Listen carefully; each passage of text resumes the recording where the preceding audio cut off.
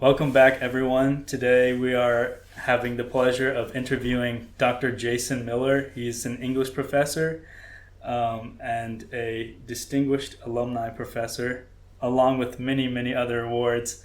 And I am very fascinated with his research and also his research process.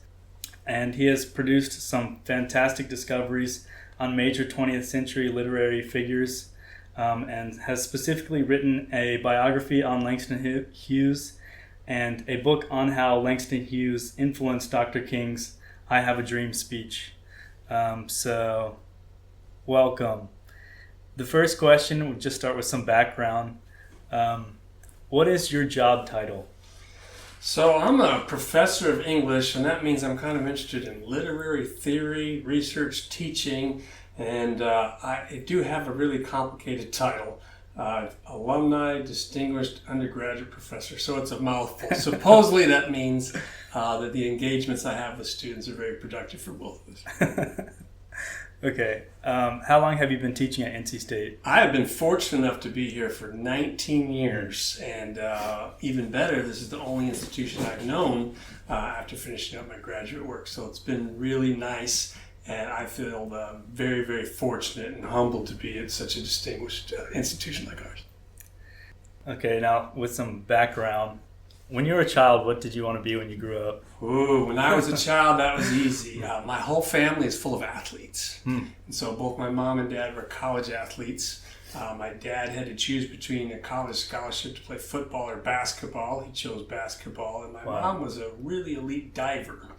And so I grew up in a world of being very active. And so basketball was my first love. And so at a very young age, I imagined playing basketball. And that took me into college, but no further than that. So, did you play college basketball? I did. I played college basketball at a relatively low level, but I did have a coach that played in the NBA for 4 years. Wow. So he was amazing, engagement, telling stories about people, and so I learned a lot just from him. That's cool. So, were you always set on going to college, or did you consider alternatives? When I was young, it probably says a lot about the privilege I'd enjoyed. I just assumed you went to college. Yeah. No brothers or sisters. Both my parents were educated at the college level. And so for me, it was always just which school. And that's a very fortunate place to be, and I've come to learn. But at the time, it was just a given. Yeah. So how did you end up choosing your major? I chose my major in a very unique way. I was in the middle of being very, very active, and it came to be the sophomore year of college, and you had to declare a major. And I started looking around me, and I saw a number of people, and I finally talked to one particular English professor, and I just met her during her office hours. I said, "Do you enjoy what you do?"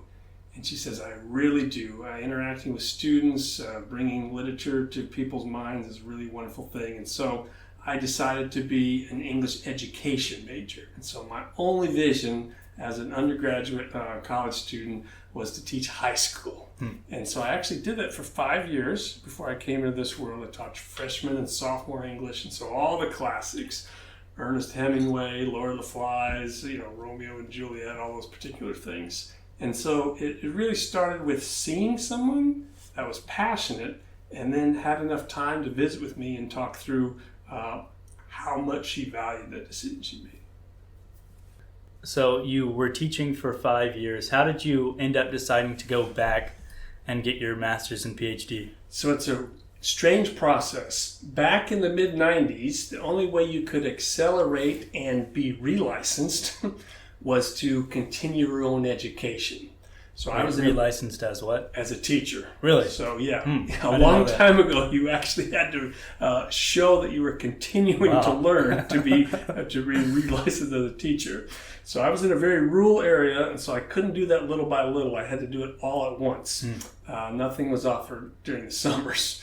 And so I decided that I wanted to teach for my entire life, and so I went back and I was going to finish up my master. I was going to start and finish my master's degree. It was a very funny story there. I think you'll really actually enjoy it. So I graduated from college 5 years earlier, 5 years now, I'm asking to get my master's degree. And when I go to the registrar's office, back in the day, you had to walk there in person. I said, I need all my transcripts sent so I can apply. And she said, well, according to our records, you have never even graduated from college yet. I said, you've got to be kidding. She said, well, your final semester was not even sent over. And so I often tell students how strange that is to realize that I guess the person I actually was when I interviewed for jobs was whatever I gleaned from my courses, not an actual piece of paper. And so that's something to kind of keep in mind as you go forward.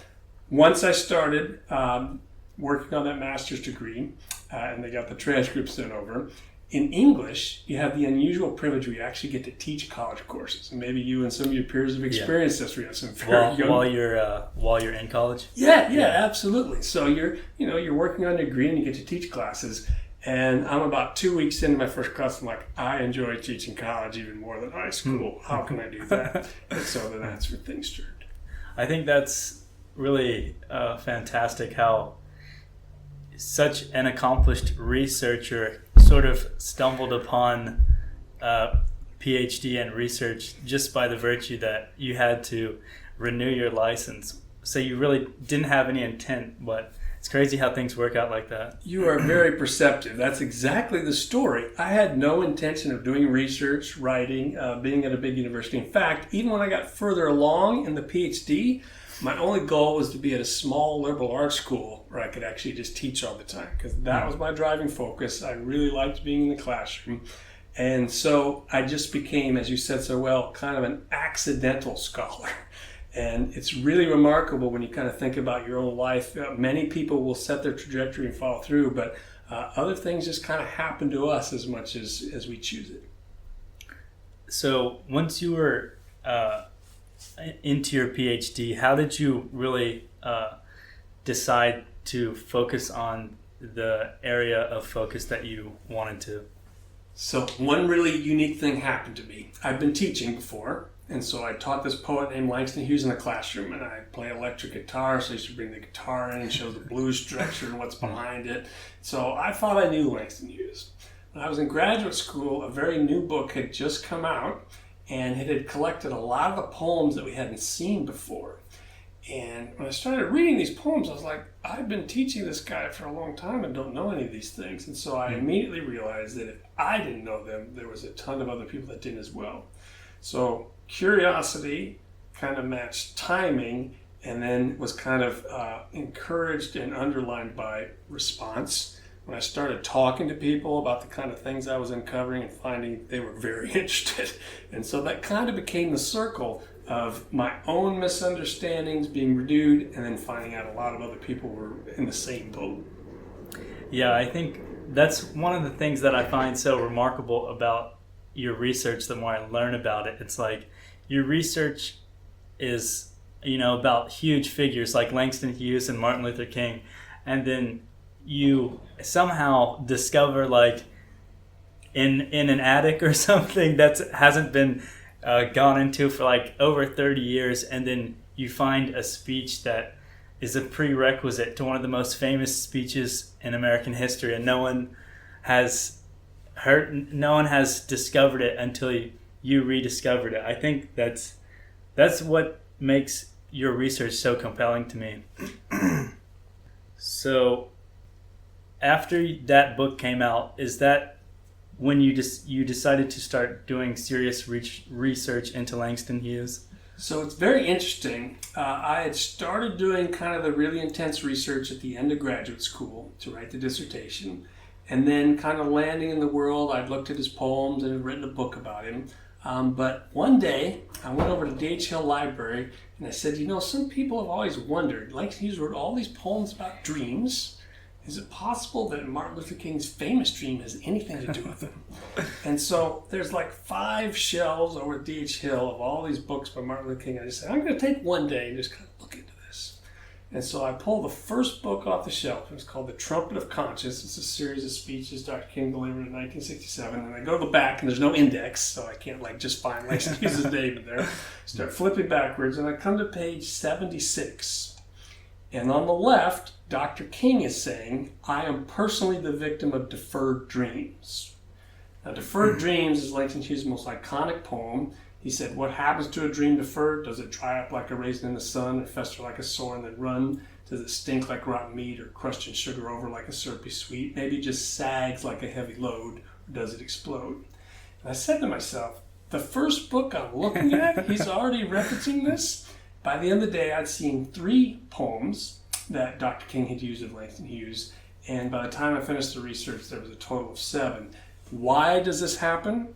It happens because of the way that our disciplines are set up. Engineers talk to engineers.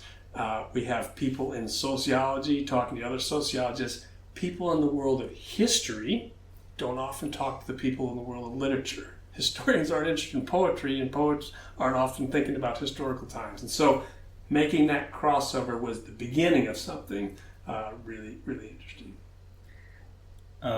Yeah, I'd like to walk through your research process because when you're researching such a broad topic, like if you're going to write a biography, there's so many, it's so open-ended that I don't even know where you start.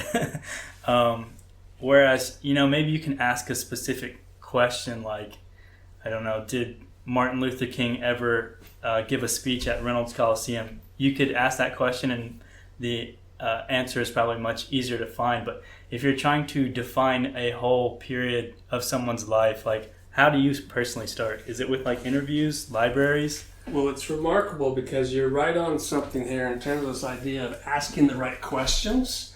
And you do start with these questions about thinking about these relationships and what's happening. Often I start with actual books and then kind of move on to the information. But one thing that's really interesting is I actually chart all these things on these unbelievable timelines. And so this is like a butcher paper that has all these relationships between different people. This is on the current project I'm doing with Langston Hughes and Nina Simone. And so what you're trying to do is exactly so crazy. What you said. And this is like 50 feet long and a foot and a half tall. It's just massive. But it's color-coded. Yeah. So like, what is one person doing? What's the other person doing? And what's going on historically?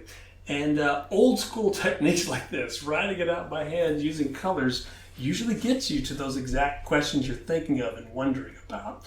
And so what I get to do is I go to traditional archives. And so all Langston Hughes papers are at Yale University. I spent a number of hours there going through them. Dr. King's things are available at Boston University and Atlanta and a few things out at Stanford. And so you go to those places, but then the questions just keep coming. And so it becomes cyclic. Now I'm going to jump ahead. So what became startling is that I realized that archives are limited in what they contain because of the people that set them up years ago. So when I started talking to the general public, I started realizing that some of the most important information was in people's houses, attics, basements, or hearts and minds. Mm-hmm. And so that is when my research personally changed, when I realized that history doesn't just live in people's books and in archives and libraries. It lives in people's hearts and in their minds. And that's something that said, I need to be going in different directions and going to different places. So your discovery of the recording of Dr. King's original I Have a Dream speech was, you've received a lot of awards for that, and also you have written a lot about that. Could you actually describe how you ended up finding it? Absolutely. So I had just finished a full draft of this book about everything between Langston Hughes and Dr. King. Been to all these libraries, all these archives, and I had 5 kind of burning questions that I need to follow up on. And one of them was that somebody had told me, even after 7 years of research, that Dr. King had spoken Rocky Mountain. I said, I've been through all these libraries, I've been putting together the time, there's no reference to this thing. What in the world happened? So I went down and I said, I got to figure this out because I'm traveling all around the country and this is less than an hour away from me. So I went down to the State Archives, which is downtown on Jones Street, and they have a number of files there when they kind of mark historical moments. And so to get a historical marker up, you actually have to have some research into it, that this person is important or happened. So there was a historical marker in Rocky Mountain. I said, well, how did they document this, right? How did they find... And I'm flipping through just this old manila file. I mean, it's old school paperwork, especially with historians. And there was a reference to the fact that there was a transcript of Dr. King's speech. Now, in order to write out a transcript, you have to be hearing a recording of it. And so in 3 seconds, I said, where is this recording? Who was able to type this thing up? And so it took me about 6 weeks of inquiring all across the state in all different places. Do you know of anything? Do you have any of these things? And lo and behold, the actual reel-to-reel audio tape, 7 inches round, was on a cracked frame. It was frayed at the end, and it was in a box that was rusted. And it showed up mysteriously at a local library right in the city of Rocky Mount and had never even been played in the library. They had no idea what was on it. But I was encouraged because when I looked at the box, it said, Martin Luther King Jr. speech, November 27th, 1962. And in the corner it said, get this, please do not erase. I mean, that's exactly what my heart felt. And so what I had to do from there is I had to do a ton of research on 1.4 millimeter acetate. I'm just going to throw that in a machine and see if it played. So these are the tapes literally look like when the FBI is interrogating something. They're spinning bag for it. And so finally I found a person I could trust. And I said, why can this thing, if it is what it is, be trusted? And he said, well, this guy wrote the book for the Library of Congress on how to digitize materials. It's like, okay, that is the guy. So the bag is actually sitting right to your right. I put the tape in the box and in that bag, and then I drove to Philadelphia. That's where this guy's at, Philadelphia. And that got set up because I gave him a call. I said, George, I have this tape. I was wondering if you could digitize it for me. He said, oh yeah, put that in the mail. They usually take 3 to 4 weeks. I said, no, you don't understand. This is what we think it is. It's the first time Martin Luther King ever said I have a dream. He said, can you come Sunday? And now this is a guy that's recording the famous recordings of Robert Johnson. He's digitized some of the most important things in history, and he was fascinated. So he met with me personally. We're in this room that's 18-inch wide walls, so no sound can come in. And he puts the tape in and he runs it through. And I always thought there was like a top and a bottom, but really, you flip the tape like A and B side. But really the tape itself has a top and a bottom of the actual tape. And so he took the forwards and backwards all in one passing. The tape only had to go through once. And all of a sudden he makes these adjustments and we hear, I have a dream. And it was really stunning. And the final part that's really fascinating to folks is, because we live in this digital world where everything just kind of transfers, is he didn't just take the tape and make a digital version of it. It was kind of CSI-like. He had to actually slow down places and adjust volumes because some of the tape was actually wrinkled and folded over. And so if he didn't do those, what we call restoring the tape, then the transcript would still be full of question marks and guesswords. But he got every word out and we could hear it in that particular way. And so that was a really startling moment of then bringing that first to the world and then for the next 6 years bringing it back to the community. So the community of Rocky Mount, North Carolina could realize what an important role they played in the civil rights movement of the 1960s. And so a lot of collaboration then ensued in terms of restaging the speech, then doing a performance and kind of educating the general public. And that was really rewarding. Yeah, that's something that I was thinking about. How, when you stumble upon such an incredible discovery, how does that moment stack up to like other moments in your life? Yeah, it's really hard to compare because often when something happens, you know what it is. But that moment was just a possibility that it could be still. And there's one way to measure it. When I drove with the tape immediately, I couldn't even focus on how to get back to Raleigh. I was so disoriented, I missed a couple exits and I had to just stop. So my heart must have been racing. And so the potential likelihood kind of overlapped in those particular ways. It's really stunning. And so it's a series of moments. It's a moments of the possibility. It's the thrill of sharing it. And then it's, of course, when it's audio, just the fascination of hearing it and studying it and then really understanding. The big thing that we haven't talked about was why it was so important was I had Martin Luther King using a Langston Hughes poem called I Dream a World in 1956. I had him using that poem again in the March on Washington where he says, I have a dream, but I couldn't see how they were linked. So I had the bookends, and that actual tape had to find me because it's the place where he revised the 1956 speech into I Have a Dream. So when Langston Hughes says, I dream a world where man no other man will scorn, where love will bless the earth and peace is past adorn. I dream a world where all will know sweet freedom's way, where greed no longer saps the soul nor avarice bites a day. A world I dream, I have a dream. A world I dream where black or white, whatever race you be, will share the bounties of the earth and every man is free. That was the poem Dr. King was rewriting in his own language in Rocky Mount, and then he took it out of that speech and used it separately. And so it was just a crescendo. I've never done much surfing, but I imagine it's like getting the best wave every single time out. Yeah, I think, yeah, that's another thing. It's like I've grown up through the public school system, reading and listening to Dr. King's speech, and I've always been awed by how good he is at giving speeches and how eloquent he is. And it's so interesting to know that he was heavily inspired by Langston Hughes, and that connection of such an important figure is not discussed practically at all, which makes him so much more of a dynamic character. That's a beautiful way to express that thought. That's really intuitive. And it turns out that this just keeps going on earlier and earlier than we ever realized in terms of Dr. King absorbing things. And so we can think of him as kind of listening to other preachers, and that's been well documented.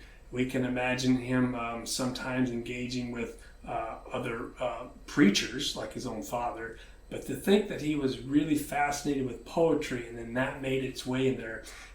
Poetry is where memory breathes. And so it's the reason those things you were listening to are memorable. It's not just that he said them over and over again. It's a dream of a better world. It's a dream of something stronger in those particular ways.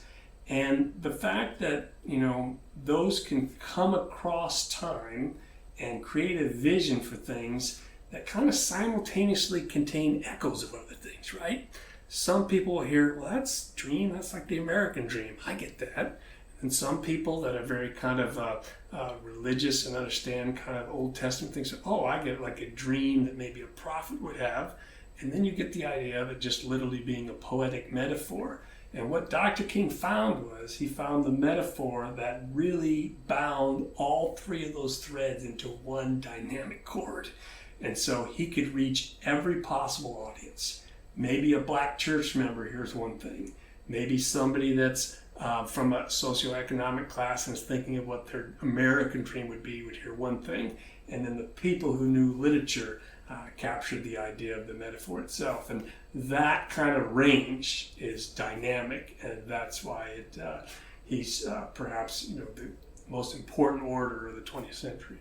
Yeah, I think, thinking back on it, I think it's kind of obvious that he's so inspired by poetry because he uses so many great literary devices that really stick with you. So back on some more research processes, I saw that for one of your projects, your student had interviewed a 90-year-old woman that was high school classmates with Nina Simone and had attended a Langston Hughes performance at her high school in 1949 along with Nina Simone. And your student interviewed her. And she mentioned something pretty deep that I've been thinking about. She says that there's an urgency to learning about this era of history because, that generation is getting smaller and smaller. Mm-hmm. Well, do you feel that pressure to get as much knowledge down and, immortalized as quickly as possible? That's really profound. And Lauren Mackenzie's project of talking to Mary Burnett, alive and well at age 90 at the particular time, remembering being a roommate in Nina Simone was so incredible because, as you said, all those details are out there in people's minds and memories, but once their minds and memories leave us, then they're gone this particular way. What you said is triply important when it comes to documenting Black history. All history itself can get lost and misplaced, But when you look at the history of the 20th century, you see a lot of things undervalued and other things overvalued. And so Black experiences in North Carolina in the 1940s are incredibly rare and probably 4 or 5 times more important than we can imagine. And so getting those stories is absolutely a responsibility and a privilege. And what you're really trying to do is you're really trying to be a bridge. There's a person out there with expertise, and there's whole groups of people with interest. How can I bring those two folks together? And so I don't mean to intentionally activate the engineering notion of a bridge, but these experts that have this knowledge, they really need to literally have their voices heard. And Lauren's project of interviewing Mary is the perfect example of that, of capturing these particular things that would have been lost any other ways. And it really is an incredible value, because at the very end of all this is startling. It takes a while to kind of grow up to. A researcher can actually uncover things about the subject that they didn't know to be true themselves. And it's really startling when you go through these things. Well, of course, they lived it. So, well, there were things happening that they didn't understand and wouldn't understand for years afterwards. And so, but that is a great way to think of it, the responsibility, and it really kind of drives you, especially when it's linked with curiosity. How did you find the undeveloped photos of Martin Luther King at the Reynolds Coliseum when he gave his speech? So, because I'd done the work on I Have a Dream speech, when the university was redoing Reynolds Coliseum, they heard a rumor that maybe Dr. King actually spoke there. And they're like, we don't have anything about this. We've talked to people. Can you tell us about it? And I went back again, and there's no reference to it in all these books and these other places that you could look to. And so I said, well, I'll try to find out. So the first place I went, you talked about where knowledge is gathered, is I went to Dr. King's FBI file. Wow. And so because he was under that kind of FBI surveillance, they tracked his every movement and where he was going. And I said, okay, he was actually here. And then I talked to a lot of people in the area that like knew things about other things. And so there was an incredible man named Tim Peeler, he's still around at the university, who wrote a book about Reynolds Coliseum. He said, you know, when I was writing the book about all the basketball events and things that have happened, I do remember, I think, possibly seeing a couple images down at the State Archives. So I go down to the State Archives again, and I say, you know, do you have anything on this? They said, well, we do have something. And talk about a blast from the past. They hand me an envelope filled with undeveloped photograph negatives, all wrapped in a rubber band. Now, if you don't know what photograph negatives are, right, they're these long strips of things that then had to be turned into the actual picture. These negatives had never even been developed. So I got this gigantic magnifying glass. It's like the size of a softball, flat on one end, and I'm running it over these things on this table. Like, I can't believe what I'm seeing, what's happening here. So we got those developed, and then we started sharing them with people and talking about the larger context of Dr. King's visit to Reynolds Coliseum, July 31st, 1966. What again became fascinating, you see this link is, when we started sharing that with people, more and more people came forward with what they knew, what they remembered. And so it becomes kind of this example of cyclicity, where the one thing happens and it builds on another, and it just becomes this big cycle of information where you're helping people understand how important things they are and what they have and possess. And then you're also kind of framing things for people who didn't even know they existed in this particular regard. So that's what kind of transpired there. We got really fortunate because the photographs were taken by the News and Observer staff. They're incredibly high quality. And so the images that you can see are just immaculate and detailed. And they, of course, tell an incredibly harrowing story of how much intimidation went against Dr. King on that particular day by citizens from around the state. But they also tell the story of Dr. King persisting against that. And now what they're doing is they're telling the story of NC State embracing Dr. King's visit and trying to really understand how important that was. And that acknowledgement means a lot to different people on campus in terms of what gets represented and what gets remembered. Didn't you bring in a group of, was it a group of people that had maybe attended Yeah, it was remarkable. And so I did a lot of interviews with people that attended. I did a lot of interviews with people who had been there that day. And then slowly and surely, I did one particular talk for our libraries, and it's been viewed now over 10,000 times online because so many people were like, I think my dad was there, my mom was there in this particular way. And so the really interesting next breakthrough, kind of back to this image of the cycle. So we got wheels and bridges for engineering folks.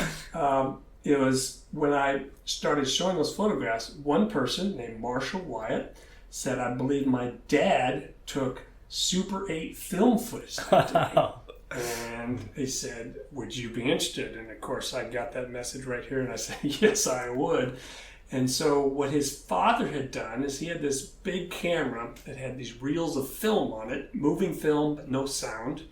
And the moving film would take about 50 feet of film just to do 2.5 minutes. That's how difficult things were back then. But his dad went out and took pictures of a KKK march that happened right down Hillsborough Street to defy Dr. King's visit. Then he took photos of a counter protest that was taking place.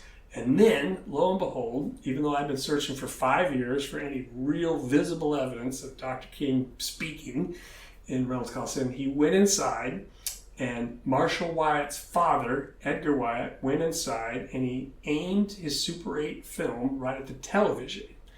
Because lo and behold, Dr. King's speech was televised across public television all across the state. Wow. And so we got this 19 seconds of uninterrupted view of Dr. King from 3 different camera angles. And then we're really able to kind of recreate for folks what that day was like. Yeah, I think that is something that has to be really meaningful about your work is like, you know, the Black community that was attending and like a part of that movement, you're able to like really put it in the history books, sort of in a celebration for them. I think that's really meaningful. How did you become interested in Nina Simone? So, really fascinating story. I had just finished a biography on poet Langston Hughes, and it was the first new biography on him in about 35 years. Covered his whole life, detailed it all, another one of these huge timelines. And I was fortunate enough to launch the book in Washington, D.C. There's a place there called Busboys and Poets, where they really kind of embraced Langston Hughes' time there, where he was a busboy in Washington, D.C., so they named the entire place after him. It's a bookstore, and there's like 7 of them in the D.C. area. So I launched the book there, and I was like, I told a local story about Langston Hughes being in Washington, D.C. People seemed to like it. So when I came back to Raleigh, I was at Quailridge Books. I said, oh, tell a little local story here. See, people like to make that connection. Here's somebody really famous. What did he do in our state? So I'm standing in front of this group of people, and I said, you know, Langston Hughes had an incredible reach, and it even ties to North Carolina. I see a lot of people leaning forward, like, okay, North Carolina tells the story.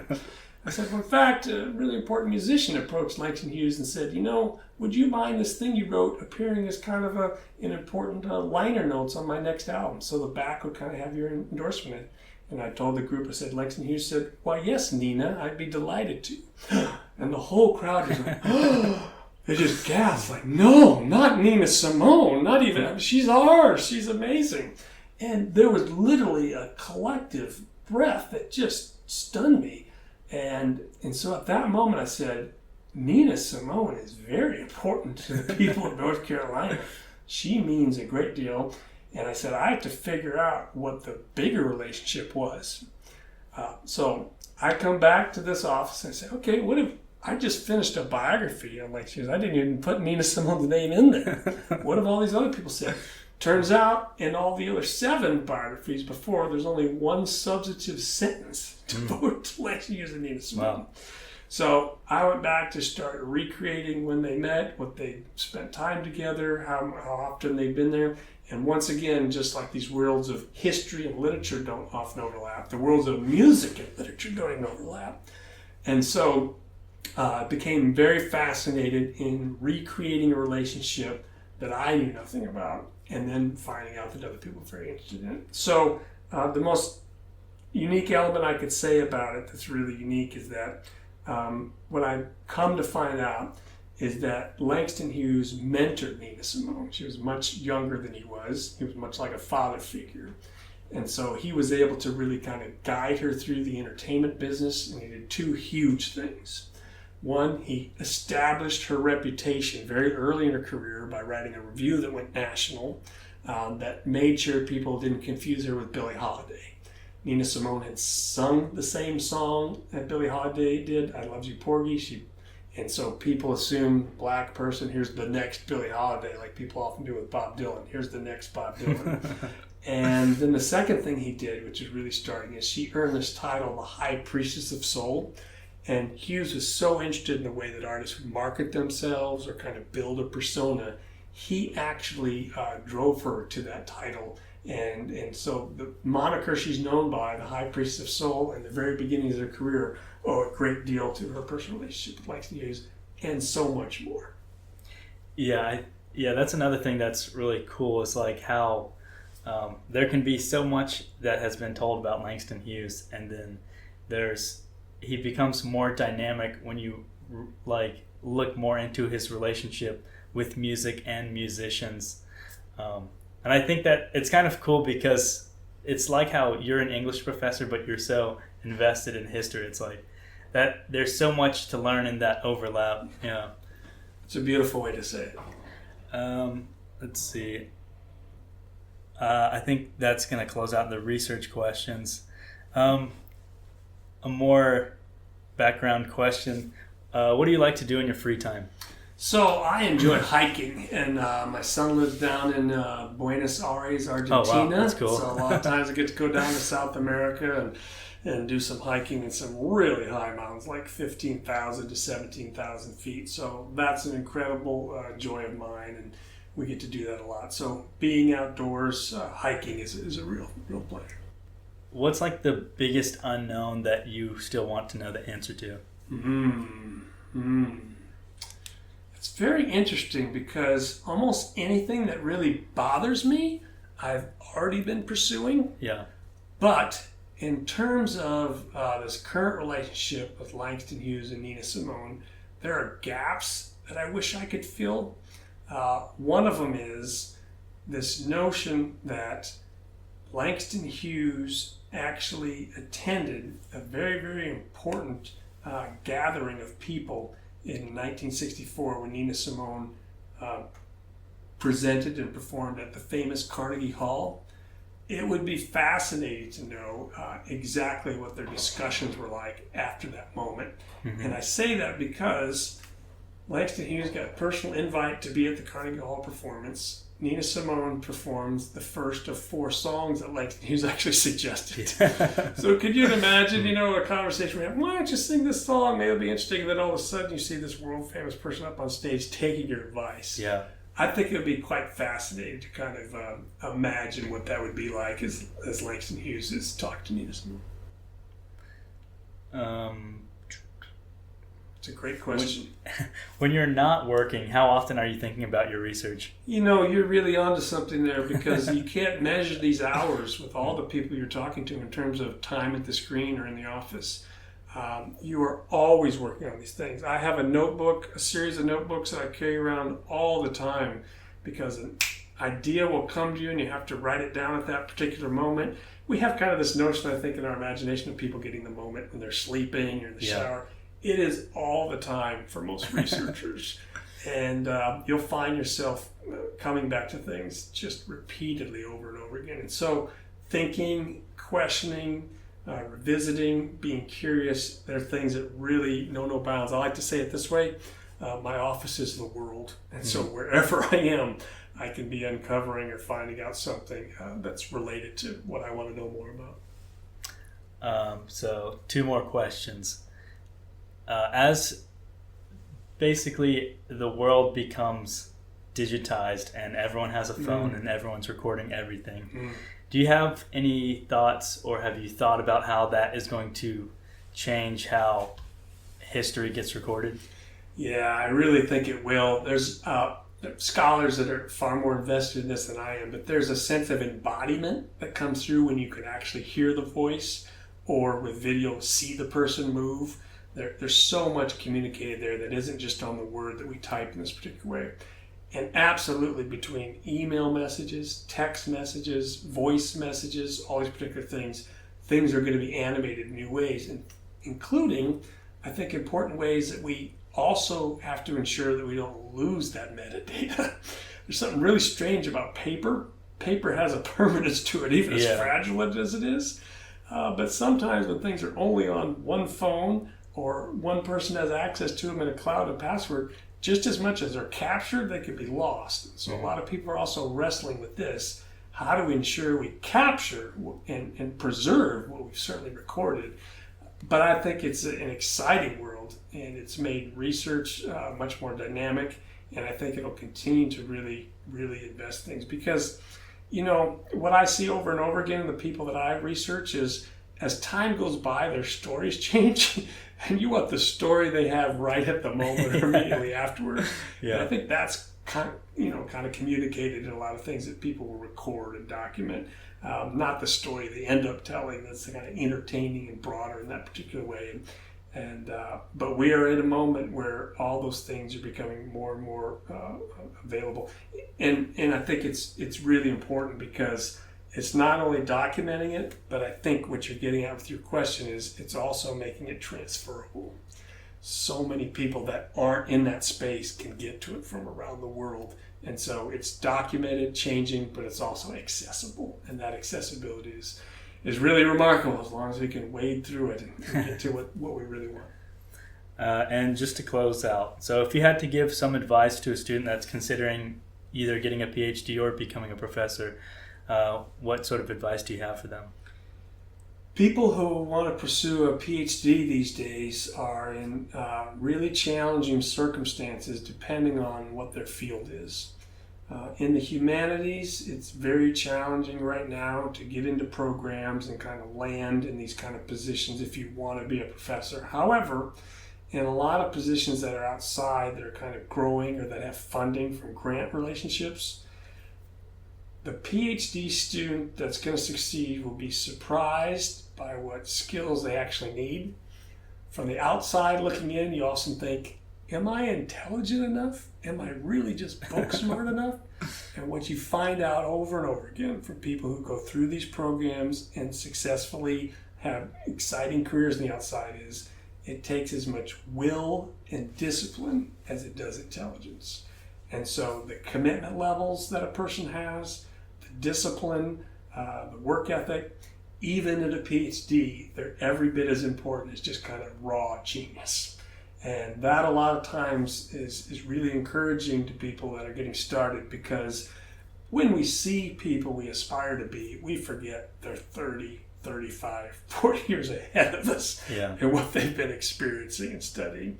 And so we don't want to equate ourselves with them in terms of what appears to be memory or knowledge or genius. The will, the discipline, those are really, really admirable traits and will lead to really exciting things. And the big thing that I often say to students in just about any field they might be interested in is if you enjoy the preparation over the performance, you've often picked the right thing. Meaning, the outcome of what you do might be flawed or need to be improved. But if you like getting ready for it every day, you like going to those classes, you like taking those notes, the preparation of it, being inside of it, that's a great indicator that you're doing exactly what you need to do. And ultimately allowing other people to be your biographers and tell the story of what you've invested in them. Because even when we go in these moments and earn these degrees, it's still the people around us that get to define who we are, and they define that based on how we've engaged with them, and our life is their story to tell. That was a great way to close out. Thank you. Thank you so much for this time. It's been a real pleasure.